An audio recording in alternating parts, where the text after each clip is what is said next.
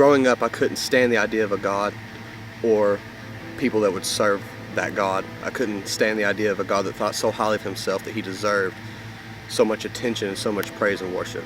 I hated it. All through middle school and high school, I was really into the metal and hardcore scene. I loved the message of it. I loved how mad it made me, and the message it had about hating Christians and hating God, because it's exactly how I felt. I hated God, and I hated anybody that associated themselves with God or Christians. I hated all of them. I couldn't stand them. So that's what I was really into. As I got into the music scene of metal and everything, I was going to shows and being surrounded by a lot of negativity, a lot of violence, fighting, and all the stuff like I liked. I loved it. And we'd go to shows, and there would just so happen to be a couple, like one or two Christian bands on the lineup that I wouldn't know about, and they'd get up there preaching and stuff, and I hated it, and it would just make me mad. I didn't want to hear it. But over the years, I kept going to shows. I got to know some of the people in the bands, and they became my friends, and I started to hanging out with them and whatnot.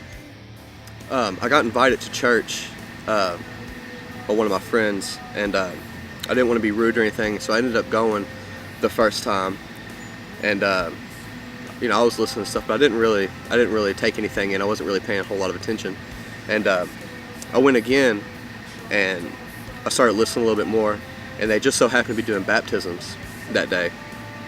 And I didn't really understand what baptism was or anything like that, but this girl had to have been like 9 or 10 years old, and I was watching her get baptized, and I just felt something hit me like in my chest, and I knew that that's what I wanted. Even though I didn't understand it very much, I knew that it was real and something was happening, and I knew that that's what I wanted. Over the next couple weeks or months or so, I had a teacher, my social studies teacher in high school. He invited me to go to church. It was just a little church in Nicholasville, and at this point, I wasn't so mad at God anymore or anything. So I started going with me. He'd come pick me up at my house Sunday mornings, and we would go. And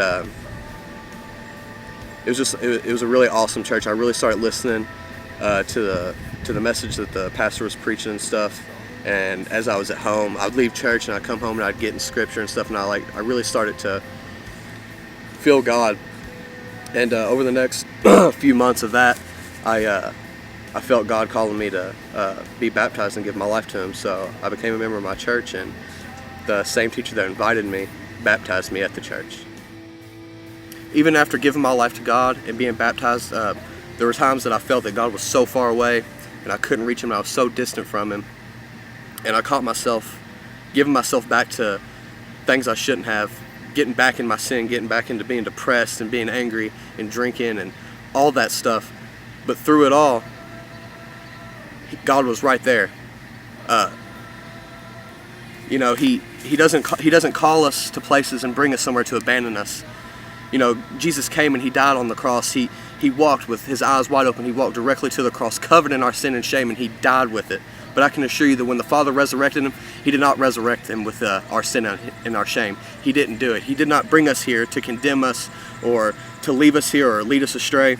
Our God is alive, and what He did on that cross 2,000 years ago is still changing lives today, and I'm living proof of that.